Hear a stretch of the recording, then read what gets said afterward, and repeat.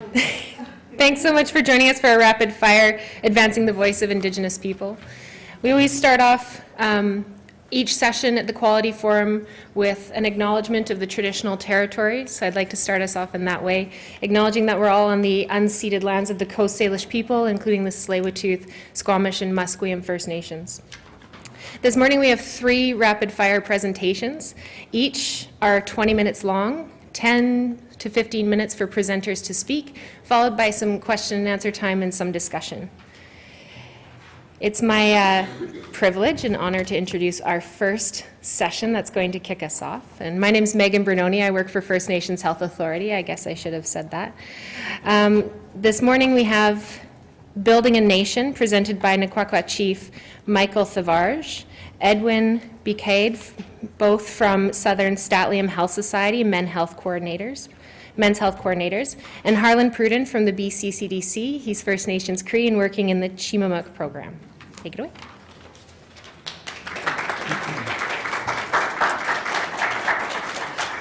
Dante, netuchimchik Harlan e waka no mani niha nehio niha ayakwe. Greetings, my relatives. I would like, first of all, to acknowledge that we are on the unceded traditional and ancestral territory of the Coast-Salish people. I should have added another name, Motormouth Mabel, because I'm going to be talking really fast, all right? Coast-Salish, specifically the Squamish, Tsleil-Waututh, and Musqueam people. I am so honored to be here and to work with these amazing and inspiring people, guys, as well as team from the Southern Statliam. I am with the BC Centre for Disease Control, the Chimamuk program. We have a men's health program called ESP, and Michael back over there, who now is working for his people on the Nchulnath, was the founder and started a lot of this work. And so really, I shouldn't be up here. So thank you, Michael, for the amazing leadership. The history of the program of encouraging strong paths started with Michael a couple of years ago. We take men, we bring them together, we do land-based learning, and we had the opportunity to work with these 2 amazing people, and they were our mentors for our men's program. This work informed our work, and so we're incredibly grateful for you. This work, as well as our work with Encouraging Strong Paths and Chimamuk, is a decolonizing healthcare, literally putting the public back in public healthcare. What we do is we don't roll into a community and tell them what they should be doing. We look to you and to the community of what we should be doing. Where are the conversations? What do they need help with? And then what we do is respond to that. And Michael, you are a part of that healthy conversation, so I am also incredibly honored to know and to work with you. Very, very short lit review. Culture is and will be always prevention, care, and treatment. Anything that instills greater cultural pride increases self-esteem, and when you have an increased self-esteem, you have better decision-making processes. They will talk to that. We know that. And then finally is that and the conclusion of this, within my last 30 seconds, is that the way that this entire rapid fire starts is epi-violence. The way we work is we take the time to translate knowledge, and we spend the time, and you take as much time as possible. And we say this, and why that this is epi-violence is for Westerners. Your entire academy is set up so that you can speak in a shorthand. I cannot trust, we cannot trust that we can speak in a shorthand that you will actually understand what we as Native people, because we speak from a different lens. We are land-based, not temporal or time-based. What is important is that the relationship and that attentiveness to relationship, and when we stand in good relations, we know that the work will be done in a good way. And I share that little teaching with you is because there is going to be so much that we will be talking in shorthand that is going to fly over your head. 15 minutes is not enough time for us to convey knowledge unless you all step up and learn our ways. Then we can talk in shorthands, but that is your responsibility. Educate yourself. And in that is to invoke a lens of reconciliation so that you are in better relations with us and stand in good relations with us. With that, I would like to call up Micah and to start us off. And I just have to say that it is incredibly honorable to stand with you all. You all have taught me so much about the importance of integrity, of respect, of showing up and being consistent and doing what you say and saying what you're doing. For that, there are such powerful teachings, and I just thank you so much. Thank you. Good morning, everyone. I'm Chief Micah Thevarge of the Naquatqua First Nations. I work for the Southern Statlium Health Society since 2015. I think it was the fall time of 2015. I'll just give you a little bit of a background on my history.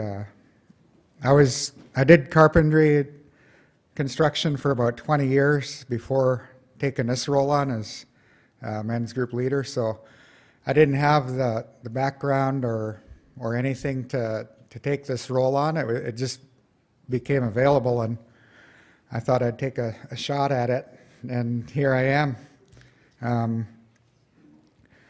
So I kind of hit the ground running. I didn't know exactly what I was supposed to be doing and how I was supposed to do it. I was just given a task of going out and taking men out into the territory and reintroducing the culture and the history of our land, and trying to reconnect them with who they are. And so dinners would have consisted of salmon and potatoes, like cooked on the fire traditionally, berries, juice. So it was all healthy stuff. And we didn't really realize what we were doing in the beginning. And we wanted to talk about diabetes, but we didn't want to just come out and say this is what we're going to be doing, because we would have scared a lot of people away, like they wouldn't have joined our circle. And so what we did was we just brought the healthy food. We didn't tell them what we were doing. We gathered around a campfire, and we'd done it that way. And the numbers spoke for itself, that the entire nation needed this to happen without ever talking about diabetes or mental health or anything like that. And then we would ask the men basically for ideas of what they would like to see, what they want, what they vision to happen in their territory. And one of the things that came up was cabin building. And that took about a year of being consistent. Like Harlan said, we would go twice a week and have dinners with these guys in different places of the nation. And then the cabin building came up as an idea just at a dinner. And that took a year to process and get going. But we knew the importance of it, following through. If you ask somebody what they would like to see and what they would like to do, and if they come at you and they give you an idea, you better be able to follow through with that. That's the most important thing that we learned from this. And as you could see by the pictures that were left on your seat there, the smallest cabin was in 2016. It was in the furthest, the most remote community that we work in, and it's about 82 kilometers down a dirt road. So travel was, our time was of the essence. Like, we didn't have much time to go down and deal with all of the stuff that we had. So we done that project. It was just basically every Monday night, and that's what they produced. They had no idea what they were doing. They've never ran chainsaws before, so it was a real learning process, and that's what they produced. And then we tried to get more projects on the go, and the other two cabins that you see there were up in Naquatqua, where I come from. And the one on the right is, that one went up in, I would say, less than 2 months. And then the one in the middle was the next 2 months. So we did 2 cabins in 4 months with guys that had never, ever ran chainsaws. And never had any construction background. And I'll let my cousin here, my friend, talk a little bit about that when it's his turn to come up here. He was the mentor behind all of this. He's the teacher. He's done it for years. So with talking about things like mental health, you get to work with your hands and work with your muscles, and you get tired at the end of the day, so there's no room for anything else. You can't feel sorry for yourself all the time. This is a proven fact that what we're doing is making a difference, and how we are doing it is simply by following through with an idea that somebody had. So targeting diabetes and like the overall well-being of people through being men. There you go. That's it. I thank you for your time and your passion, and I really enjoyed being a part of this, and you, like every presentation that I've seen is so inspiring, and I'll take it back to my community and my nation, and I'm happy to be here, so thank you very much.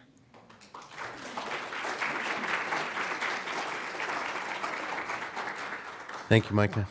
I'm Edwin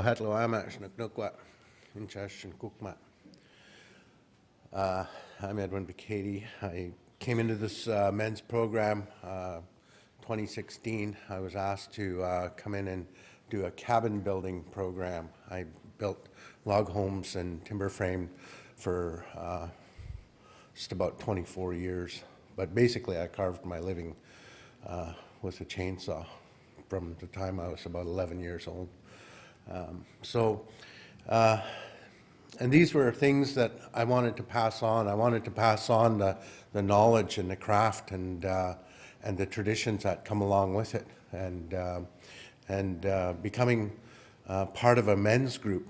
And a men's group, what is a men's group? You know, we walked on ground that had never been walked on, and we had outcomes that we just couldn't have imagined, you know, and we're still doing that today. It's growing, and it's become province-wide, actually, with the help of Michael and Harlan and Chimamuk and our leads, our health director, allowing us to do things that, without question, you know, just go and do it. It's benefiting the communities, and to see the growth. So some of our own outcomes, you know, unintended outcomes were, you know, traveling down the road, bouncing down the road in an F-350, you know, the sharing that comes with that, you know, it's like a family of loggers that never go for counseling. You know, we get in the truck and we share, you know, but we don't look at each other. We're looking ahead, going that way, you know. We're not sitting in a sharing circle. You know, we get there and, you know, it's like I said, I'd feel comfortable if I had a little chainsaw noise going on behind me. I'd feel a little more comfortable, but you know, many thanks to our lead, Fran, who chased down the funding. And of course, this hadn't been done through health before, so what happened was it became a WorkSafe program, chasing money to fund the projects. Thanks to Squamish Savings for helping us out with some monies to buy tools, and you know, started off. You know, these things couldn't have happened without these people. And it's a team thing, but it's a growing thing, and it's changed communities. Building a log cabin in the middle of a community where nothing like that had been done for 40 years, you know, changed the community. People were stopping by and happy and wanting one in their backyard, you know, and that was part of the deal, was everybody's going to want one, you know, and but the outcomes changed, you know, from men's group of guys even bringing their sons, you know, to mixing and blending tradition and culture, and taking, you know, the steps to put the saws down and go and do something cultural or traditional for a while, feed ourselves and share in our knowledge and have the patience for ourselves to continue to move forward in a good way. And I can't be more grateful for this opportunity and the opportunity of this project in building a nation and where it's going to. It's from my heart. It couldn't be, more than that. And seeing, the results in the participants when, we would drop it all and go hunting and bring home a deer or something like that, and watch the community involvement, bringing out the sons and the grandsons, and bringing that meat home to grandma. What a powerful thing to watch a young man walk down the road and bring his grandmother a hind quarter of deer meat, and he'd never done that before. It all came from this program because we allowed it, and we allowed the men to lead us. And that's part of what it is. And I say over and over and over, men's health is essential to healthy communities. We can't have healthy communities if we don't have healthy men, and it's part of who we are. So with that, I just want to say thank you again.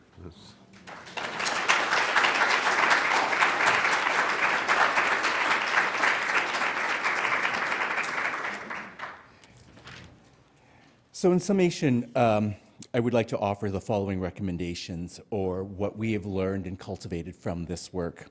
One is that health work must be done through modeling rather than telling. The three, what is it, the Ford, I said Ford 150, and they were like, Harlan, it's Ford 350. It's a Gigunda vehicle. That counseling, that is health. What does a chainsaw have to do with health? It is everything, what we have heard. There is also a great need for research on interventions like this. Research for y'all. We know the efficacy of this work. We need you all to step up to do so that we speak in your language, so that we can prove it to you of something that we already know. Public health and public health dollars, and thereby funding and support for this work and initiative for the cabin guides, is greatly needed. What the guys did not mention is that the funding for this work was done through EI, employment insurance, health. And it was really funny because Buckshot was sharing, as well as Micah, that the people that advocated for this program, because they weren't in EI benefits, they couldn't participate in this program. We have to take a more inclusive look at health and health funding. Finally, while setting some of the, while some health merely works for a pain-free world, what you're hearing what these guys are is they were looking for hope and they're looking for better. And so there's an integrity within that work. Just so that we are living pain-free is not what should be the end point. Where we should be working is your sense of purpose, your role, and who you are within the world. And that is where this cabin work. And finally, when this work is approached like this, around trust is built, and it opens up many and such unimaginable possibilities of this deep, deep healing work. We share that with you. What we would like to do is to open up a little space right now for questions, comments, or conversations, or what I say is QCC. We're big on acronyms. Thank you so much.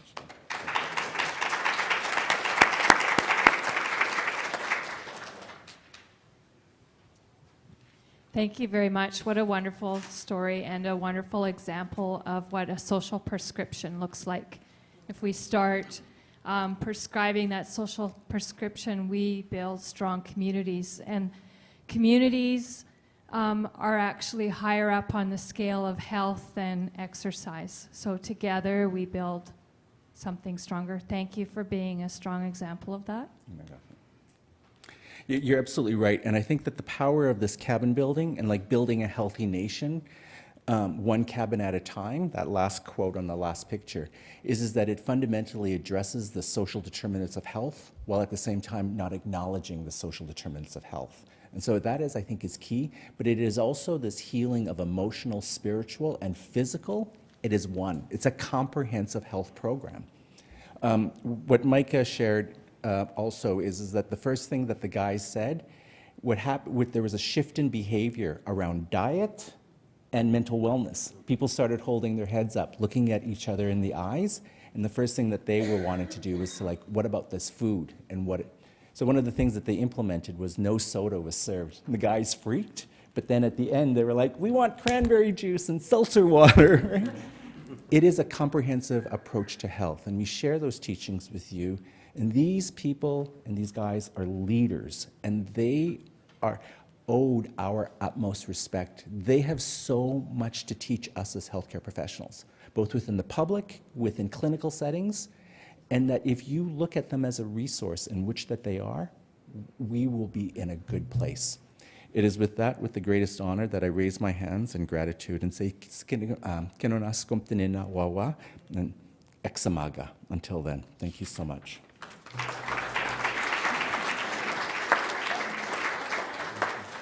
Thank you.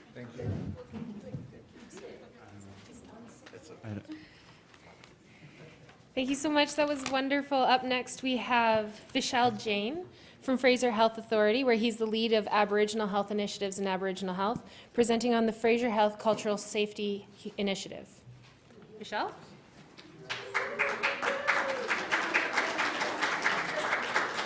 Brilliant, thank you. I'm gonna make sure that. Okay. Thank you, everybody. I probably would like to start this presentation off the same way that Megan started off with territory recognition, and really grateful and honored to be a guest here on the traditional unceded lands of the Squamish, Musqueam, and Tsleil-Waututh First Nation communities. I'm also honored to be part of this rapid fire, a collection of incredible minds, and a part of this conference, demonstrating that BC is the place to be for innovation in healthcare and for person-centered care. So my presentation is on the Fraser-Salish Cultural Safety Initiative, and I'm really, once again, honored to be the person to come here and speak on behalf of so many intelligent, creative people that contributed, no matter how minutely, to the fabric of this initiative, and demonstrating that large-scale institutions like Fraser Health do have the capacity to pivot and do have the capacity to change, something I'll talk a little bit about in just a little bit. So first off is this disclosure statement. I have really nothing to disclose other than the fact that my paychecks come from Fraser Health. Pointing that the right. Okay, great. So I thought it set a little bit of the context, and for a millennial like myself, 2015 was kind of a landmark year for so many reasons. One, in 2015, all the CEOs of the 7 health authorities, the BC Deputy Minister, signed a declaration of commitment to embed cultural safety and humility. That set up a huge precedence for the work that we do now, and gave us the ability to have these conversations about the dispossession of land, about the ongoing colonial practices embedded in institutions like Fraser Health and BC Health Authorities. In 2015, also, the Truth and Reconciliation Commission concluded a 7-year journey chronicling the stories and the impact of residential schools on the fabric of the lived experiences of Indigenous peoples in Canada. A huge document, of which there were recommendations specific to healthcare. That meant that if you worked in healthcare, if you were tangentially related to healthcare, you had a role to play in reconciliation, unequivocally stating that. And then in 2016, Canada officially removed its objector status to the United Nations Declaration on the Rights of Indigenous People. When the document was first created, I believe 144 countries signed on. 4 countries objected to the declaration: United States, Australia, New Zealand, and of course Canada. Canada was the last country globally to remove its objector status, but it did eventually in 2016. So that set up some of the precedents and the context within which this work flourished. So talking a little bit about the aim of cultural safety, you can see them right there, but I just want to take a little bit moment and talk about what this means for an organization like Fraser Health. Fraser Health is the largest health authority in British Columbia. It's 26,000 employees. It is huge. And I think about Fraser Health, and the reason Fraser Health is so successful in what it does, providing health services to approximately 1.8 million people, is that it was designed not to change. That's the whole idea of a health authority. They run on policies and guidelines and practices that are very resilient to change. Standard modes of operation. You go into a Fraser Health site, you know how to behave, you know how to talk, there's a lexicon, there's a very defined culture about Fraser Health. You know what not to say, you know what conversations not to have, that's Fraser Health. So in some ways it's this immovable object, these large-scale bureaucracies. Now on the other hand, you have something like cultural safety, which embodies generations of resiliency, which embodies Indigenous resistance, and that's an unstoppable force. I think that's proven time and time again, an unstoppable force. So where we are positioned as the Aboriginal program at Fraser Health is between the space of this immovable object of Fraser Health and large-scale bureaucracies, and this unstoppable force of cultural safety, and they're clashing constantly, and that's where we kind of find ourselves, is in that clash, and in that what is actually a very generative space, a space where we can think creatively, we can think about liberating our systems and structures. So that's a little bit more of the background, but that's our aim, is to really change that fabric of this organization that was once again designed not to change. Definitely a tough task. So I definitely want to kind of discuss a few of the highlights that came out of this initiative. That's now 4 years in, and as I had mentioned at the start, although I am the person here presenting the work, it's the work of so many people and so many hours that extend beyond the 8:30 to 4:30, and just a tremendous amount of passion that goes into it. I'm just the kind of mouthpiece that's amplifying this work at this moment. So first I want to talk about patient care and quality innovation, and I want to just point to one example specifically, which is about how individuals and communities speak to a system like Fraser Health. One of the mechanisms that happens is for filing patient complaints or filing patient compliments, a little bit less frequent with the compliments, but a space for complaints. Now, we had noticed a little while ago, speaking to our patient care and quality office, that they had noticed that there wasn't a significant amount of complaints that were being registered through their office from self-identifying Indigenous peoples. Now, that was so incongruent from what we were hearing about the communities, about the dissatisfaction and the disempowerment that they were feeling when they accessed Fraser Health services. So we knew that there was something going on with that incongruity, and that maybe Fraser Health is not really a hospitable setting, a hospitable place to talk and to voice your concerns with the system and to discuss your own experiences within the healthcare setting. So what we went to go about doing is changing that system, changing the way that those complaints and compliments were brought into the system. And one of the challenges that we first saw was Fraser Health's rules and regulations around privacy and confidentiality. Now, on one hand, those rules around privacy and confidentiality are about patient rights to privacy and confidentiality. But on the other hand, they leave out individuals and allies who speak on behalf of other people. And there was no way to incorporate those voices for those individuals who speak on behalf of patients, and how we were going to do that. So we created what's called the Sharing Your Health Experience story. And it might not be super visible here, but that's a tear sheet. What you do is you tear that out and you fill it out, and you can submit it to anybody at the site that you're in. And suddenly the person that you're with, somebody who you feel comfortable speaking on your behalf, can now advocate for you at a healthcare level. It doesn't necessarily have to be the individual who had that feeling of disempowerment in the healthcare setting. It could be now an advocate. And so that's just being piloted now out of Chilliwack. And we've seen some really great results. And that was a collaboration between Seabird Island First Nation, Stalo Health Services Agency, and site leadership at Chilliwack General Hospital. A really interesting example. Nexus facilities design. So here are just two quick examples that I really wanted to highlight. One is the Royal Columbian Hospital redevelopment. They've been working really, really closely with Kwantlen First Nation to incorporate and honor the land on which that hospital is being built, and to honor the Fraser River that's there. And so as you can see at the bottom, you can't really tell, but there's that little strip there, and they're really thinking about these hospitals in very different ways. How can we create spaces, sacred spaces, inside these hospitals designed to facilitate different approaches, alternative approaches to healing than that biomedical Western model, that Eurocentric model. So ventilated spaces for drumming, for smudging, for ceremony. And then the example at the top is actually really fascinating. It's a healing blanket that was created and is now at Jim Pattison Outpatient Center in Surrey. And it was to honor individuals who live with HIV and AIDS and who've passed away in the past from HIV and AIDS. And it was a really beautiful ceremony that took place, and it was a great moment of learning for Fraser Health staff, but just an opportunity, once again, for that facilities to change. The structures, the very structures that we access every day are also available to change. Policy refresh, and I do want to type in and just actually give a quick shout out to our team at Fraser Health, the patient experience team. Any opportunity we get to change policy at Fraser Health, we definitely take up. Policy is a way that creates those standard ways of thinking, standard modes of operation, and we'd love for all those standard modes of operation to have an Indigenous lens to it. So we have a sacred space policy that's coming up for revision. We really want to shape that. When initially that sacred space policy was created, there wasn't any input from the Aboriginal Health Program or from the communities in the Fraser-Salish region, of which there are 32 First Nation communities and 5 Métis chartered communities.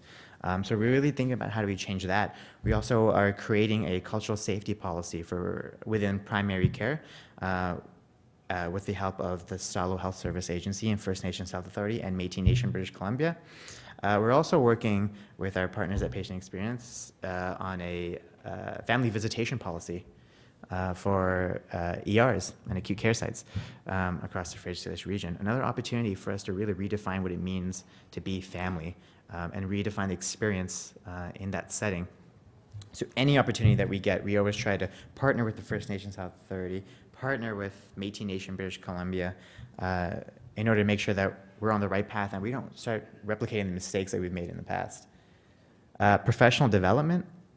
We have a lot of different opportunities for professional development, for people to learn. Unfortunately, for generations, individuals in Canada have been robbed of the true history of the true Canadian history. These are systems that have explicitly and repeatedly excluded Indigenous stories, experiences within that setting. And so, unfortunately, it comes up to institutions like Fraser Health now to go back and fill in those gaps. And so professional development we see as a huge, huge component of what we do to create champions at Fraser Health, to understand what is the responsibility of settlers in this era of truth and reconciliation. And so that process of unlearning, unknowing, and learning is so integral. The Sanyas course, I'm sure some people here are familiar with the 8 to 10 hour, but truthfully 12-hour training program that PHSA offers online, and the brilliance of that program. This year we'll have we're projecting to have about 1,000 Fraser Health staff take that training. That's 1 in 26 people this year. So really proud of that, but that's just the beginning of this lifelong journey. And really finding opportunities for experiential learning, to go out there to learn a little bit about the communities and the diversity in those communities and the ways of life.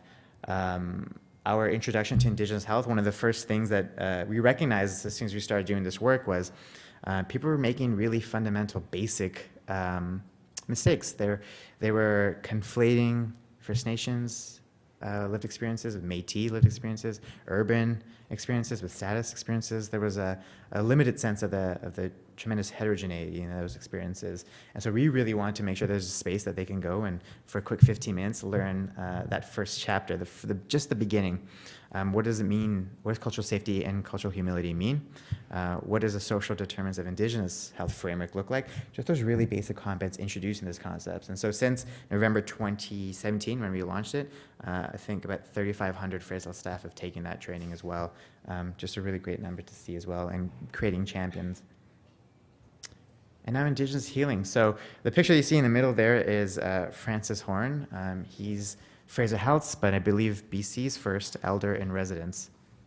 He supports 2 acute care sites, Fraser Canyon Hospital and Chilliwack General Hospital, providing staff and patients and clients with cultural and spiritual support and guidance and good teachings, and has been a remarkable contribution to the fabric of that space, showing that that's a huge part of health and how Fraser Health is beginning to define health. Once again, not only is Francis just an incredibly inspiring individual, but as a symbol for the ability of health authorities to change its very fabric, I think it's extraordinarily powerful.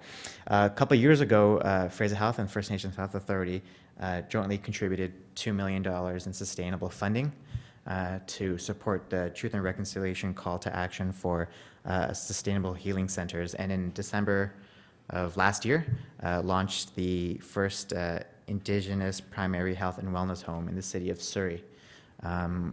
And that's a very new service model incorporating elders, traditional healing, circle of care coordinators, navigators, mental health services, just a whole gamut of services that are available in Surrey, which is such a burgeoning, complex, cosmopolitan. So we're really proud of the work that's happening there, and we're excited to see how it looks years from now.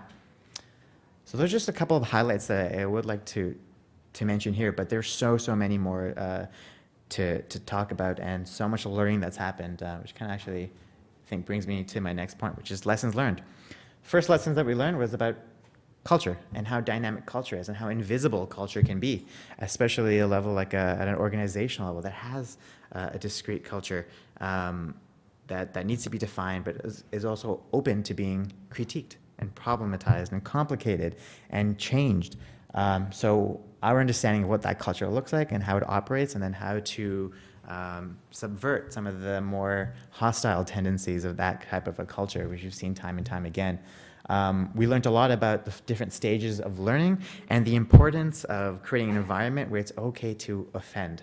It's okay to make mistakes. And it's okay to learn that way. It's okay to say the wrong thing as long as it's done in a way that shows the desire to learn and to grow.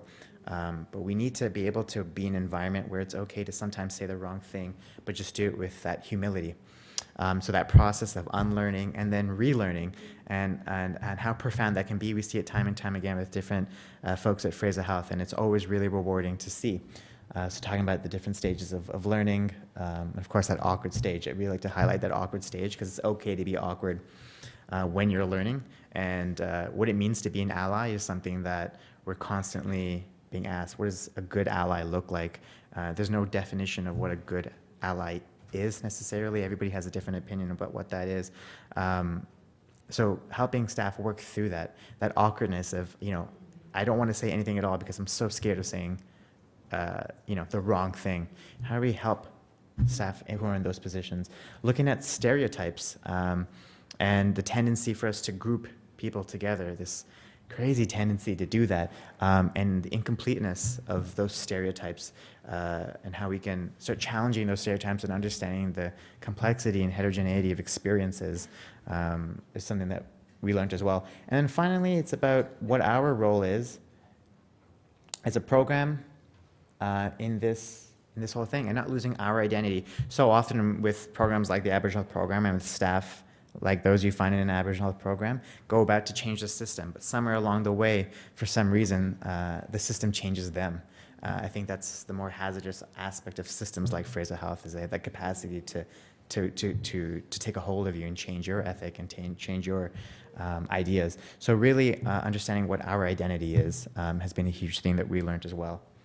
And then just quickly for next steps, because I do want to leave some time, evaluation. Cultural safety evaluation is something that I think every organization is struggling with. We're really lucky to have the support of the board at Fraser Health, who have commissioned a review of our cultural safety practices and have spoken and I think generated a tremendous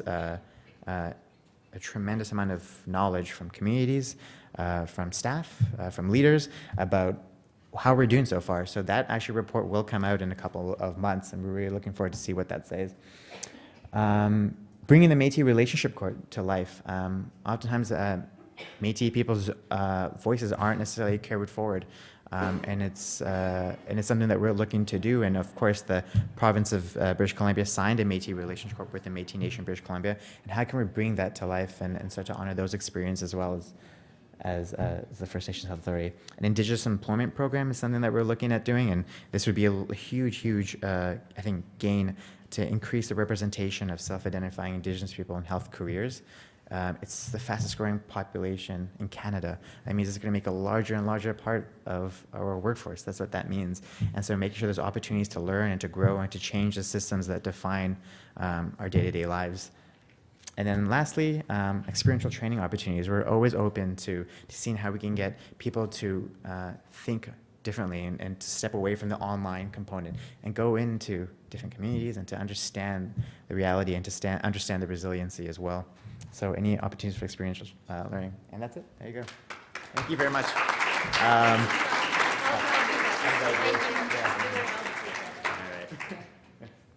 Leave this here. Thanks so much, Vishal. So obviously he loves to talk about the great work they're doing at Fraser Health, and he ran out of a little bit of time, so he will be happy to take questions afterwards if you have any for him. Before we jump to our next presentation, I just wanted to draw everyone's attention to the evaluation forms that were left on your seat. Those are really important to the council so that they make sure that they can quality improve every year for their quality forum. So please fill those out before you leave. Our next presentation is Supporting Indigenous Voices in Healthcare Improvement, guided by Indigenous advisors. I'm going to bring up Jacquelyne Foidart, Engagement Leader with the BC Patient Safety Quality Council, Santana Hernandez, Patient Partner with the Patient Voices Network, and Daryll, Laboucan, Patient Partner with the Patient Voices Network. Thanks, Megan.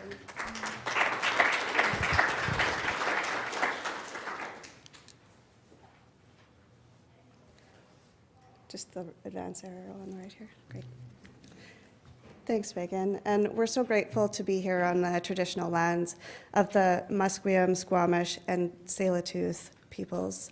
I'm Jacquelyne Foidart, and I live in Kamloops, which is within the Secwepemc territory, and I'm just really grateful to be here today with Daryll and Santanna.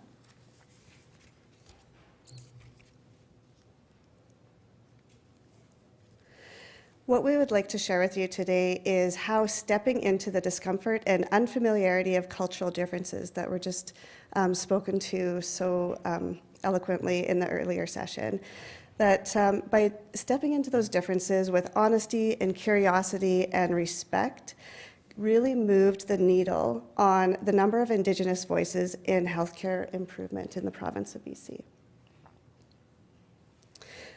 We don't have anything to disclose, but we would like to share with you that we don't come to you as experts, but we are an example of what it's like to be stepping into that awkwardness. And just for people who may not have a very strong understanding of how to connect with Indigenous populations, and what are those first steps that you can reach out to with Indigenous advisors to get going.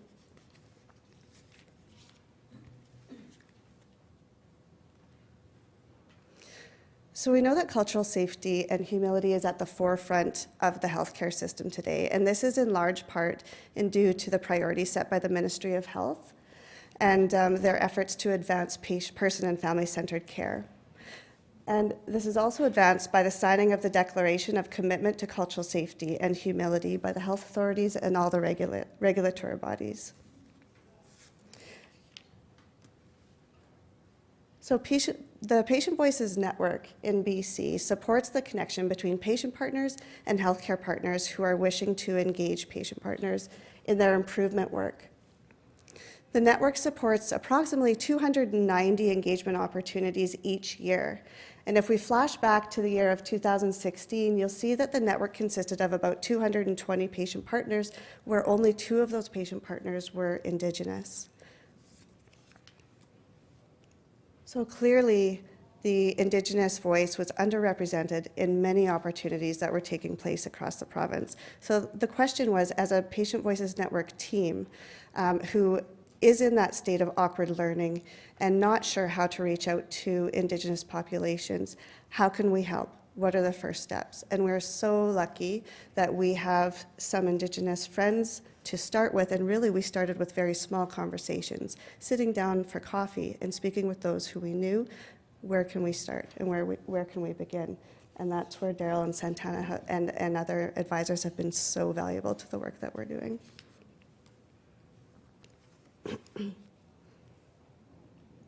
And before I share the mic to the most important piece of what's going to be shared today with Daryll and Santana, I just wanted to briefly share some results that we can revisit in the question period if there's time. But I just wanted to show that the Indigenous patient partners in PVN, by turning their advice into action, rose from 0.9% in January of 2016 to 8% in January of 2019. You can see that the network itself grew substantially over that period of time, but the fact that the Indigenous population of the network is at 8%, which is much higher than the demographic of BC, is outstanding. This graph here is just showing in that 43 new Indigenous patient partners joined within the year of 2016. And you see this, the peaks here in this graph are directly related to actions that we took based on the advice that was given. In 2017, the Patient Voices Network had to redirect some of our resources to changing some of our internal structures. So, and you can see the direct reflection here where our resources were drawn away from nurturing relationships. So we took those learnings in 2018 and reinvested, learned from our mistakes, spent more time dedicating to the advice that we had been given back in 2016 to start to rebuild. And with that, I would really like to invite Daryll to come and share some of the points that he feels are most important in taking those first steps. If you are an individual like myself, and I'm not alone on my team, who is uncomfortable, learning, just in that awkward stage of reaching out, but with true intent of really wanting to work and help and support Indigenous voices in healthcare improvement. Hey, me, Diane, squamous slate to the Musquim. I mean, time be Daxnian, Nihan, and the Mandoni chicken be any sort of matter, Tansigis, Wascowiga, Gisndotigin Anto. Marcy and the Senechas on Daryll Managist and Gutawinga Ngawi. Quite up Daryll and Quest. Hi, my name is Daryll Laboucan. I'm from northern Alberta. I am from a community called Micah, and I'm from a nation called Muth and I live in Soquapan territory, which is in the Kamloops area. And I have been living in the Kamloops area for almost 10 years, I think. And the first things I wanted to know was how to say hello in the territorial language, which is white. And I just introduced myself in the Secwepemstein language because when I moved there, I did not know anyone, and I didn't know where to go for traditional hunting or traditional picking of sage or anything like that. But I started knowing people, and I started knowing the language more. And now I'm really comfortable in going to wherever I can in the territory because I've met so many people in Kamloops. So white was a really good word to learn for me in the territory, and means hello. But if you are traveling to a community in a reserve or a Métis community, you do have to find out where to go to connect with the people. And the first thing you'd probably want to do is probably find out where the band office is, because most people work there. Either the health department is there, or the social department, or the education department. And if you are looking for someone through the health department, most communities in the north or anywhere have health centers or nursing stations, and that's where you'd probably want to go and meet with the representatives of the health people for the community. And if you are going to the communities, like you don't know, you might want to know how to approach the community. Maybe you want to know how to say hello in in the Métis language if you are going to a Métis settlement in Alberta. So the word would be Tanshi, and that's hello in the Michif language. And you might also want to wear maybe a brooch on your clothing or something like this, a Métis symbol, which is a sash. Or if you are going to a community in the north, you might want to find an Inuksuq where the Inuit people are, or maybe a symbol of the igloo, or a symbol of a seal. And if you are going to anywhere in the First Nations territories, if you are going to a Cree territory in Alberta, Saskatchewan, Manitoba, and Ontario, you might want to find the symbol of the medicine wheel, the 4 different colors, red, yellow, black, and white. And not everyone has that in their territory. I know BC doesn't have that symbol, but for here, you'll probably want to find a symbol from the West Coast people, which is, it could be black and red. But it's all about wearing symbols or being respectful to the people, knowing what to say when you go to a community. Hello, Tanse, or Danete, or Marcy, or anything you can think of that you have to learn before you go there. And you do have to be respectful. If you are visiting a family or a person, don't just go with nothing. You have to bring either, if you have a tobacco or sage or cedar or sweetgrass. But if you don't have any of those, you can bring maybe a cloth, or maybe jam, or maybe a tool to whoever you want to talk to, especially to the elders. And it is important to give a gift back if you are expecting them to talk to you, or if you are expecting them to help you with the things that you want to do in the communities. And again, it is important that you also maybe try and connect with how you are dressed when you are going to a community, because if you're in a suit with a briefcase, then you might not be, the people might not approach you in a friendly manner, because no one, because they're a little, they will be hesitant to approach you because they're still going through the,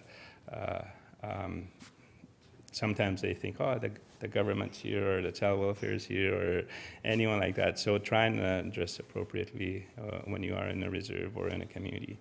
And again, lastly, it is important that you are respectful, and you have to learn something from the territory.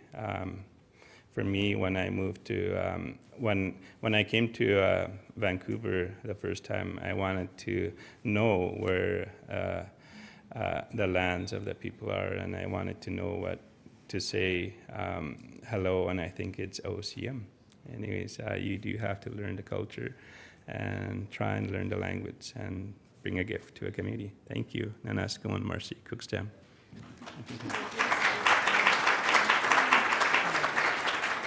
Thank you, Daryll. The advice that he gives is just so valuable when you're reaching out. We know that with relationships, first impressions are so important, so being able to portray that you're there to learn.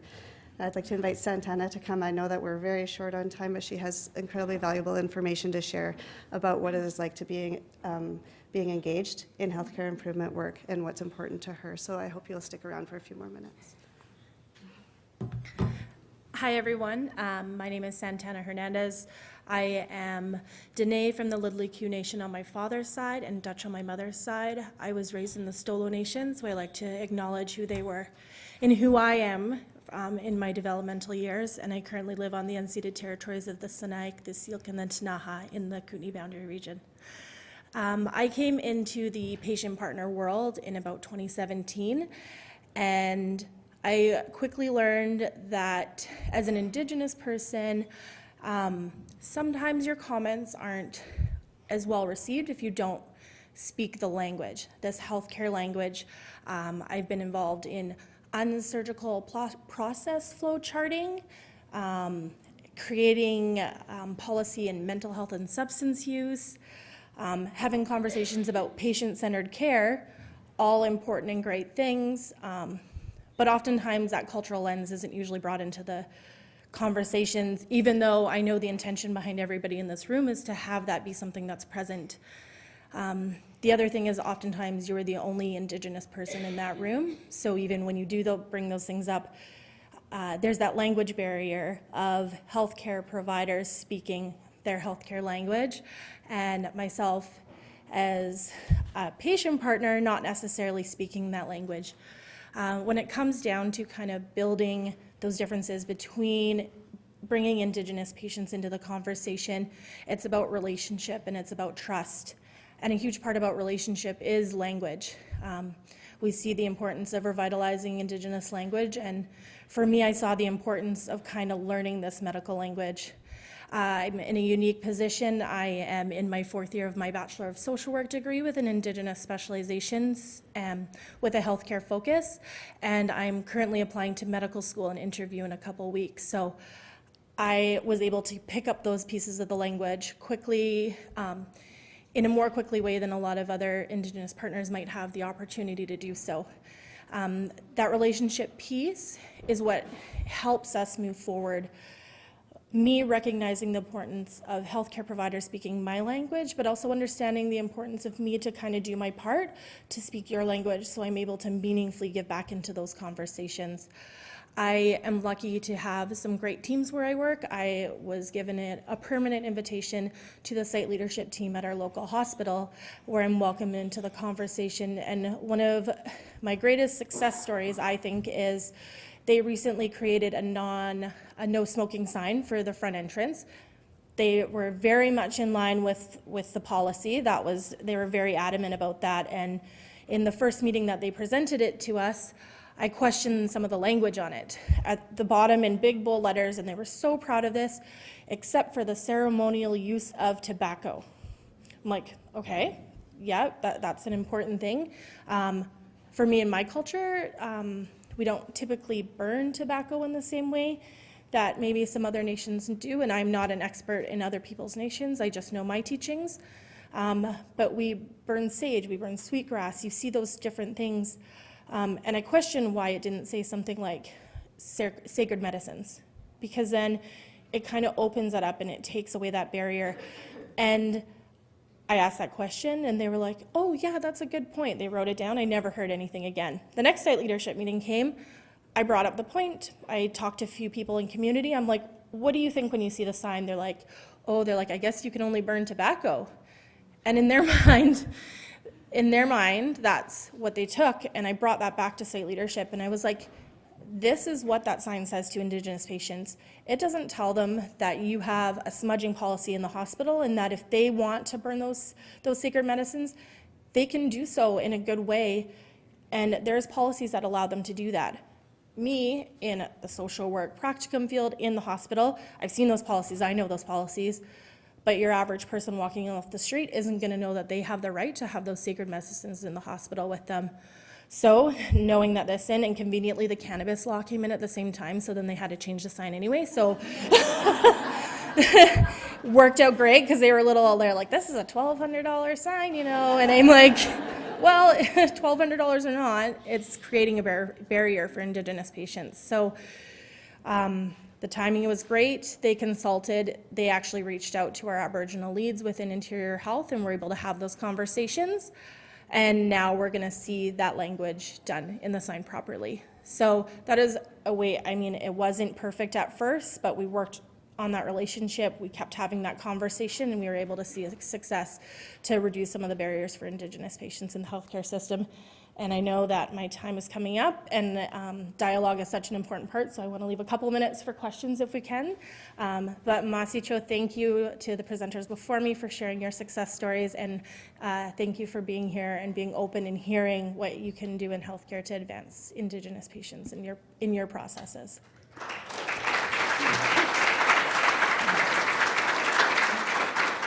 Thank you, Santana. And these slides are available online. And just in the interest of time, I think that our lessons learned and our next steps, if you are interested in those, please do check those out online. But if there is time for a couple of questions for Daryll and Santana, that would be great.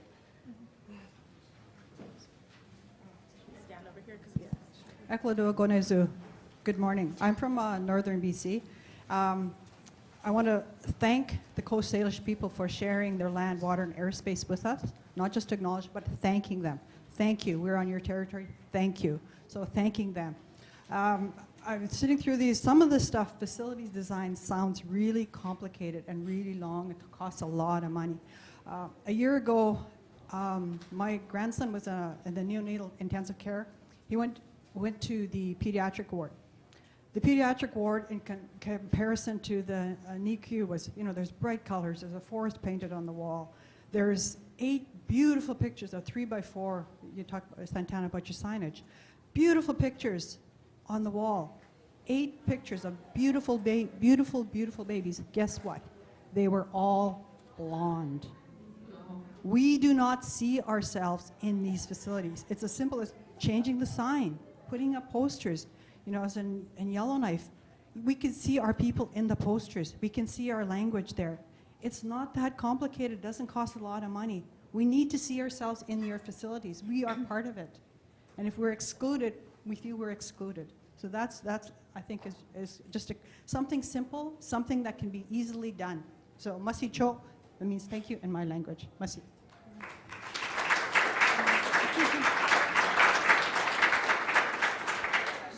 Yeah, that's such a great point, and I think not only seeing it on the walls, because I question Insight leadership when they bring up those, I want to put a poster up and I want to put a sculpture in, because I don't want them to do it in a tokenized way. I don't want them to put something in those rooms and make them think that they're doing a great thing because we got a poster or we got a sculpture. So to me, I want to see our people represented in the staff. I want to see them represented in leadership. I want to see them represented at the table. I want to not be the only Indigenous person in that room having these conversations. And that starts by getting other Indigenous healthcare providers, other Indigenous patients coming forward, so that we get to be at the table and bring these things forward, because most of them are doing what they're doing with the best of intentions. And unfortunately, they grew up in a way where their normal is different than our normal, and they weren't doing it in a nasty way. Like, I find that that's kind of one of the pushbacks that you see nowadays. They're like, well, that wasn't me, that was other people, and it's like, that maybe it was, maybe you haven't purposely and intentionally done something in a negative context, but you have learned that behavior your entire life without even realizing it is a part of who you are. So having more Indigenous voices at the table and having them represented in our care providers, that to me is another important step. And it, like you said, being visible in those facilities. Thank you. Yeah.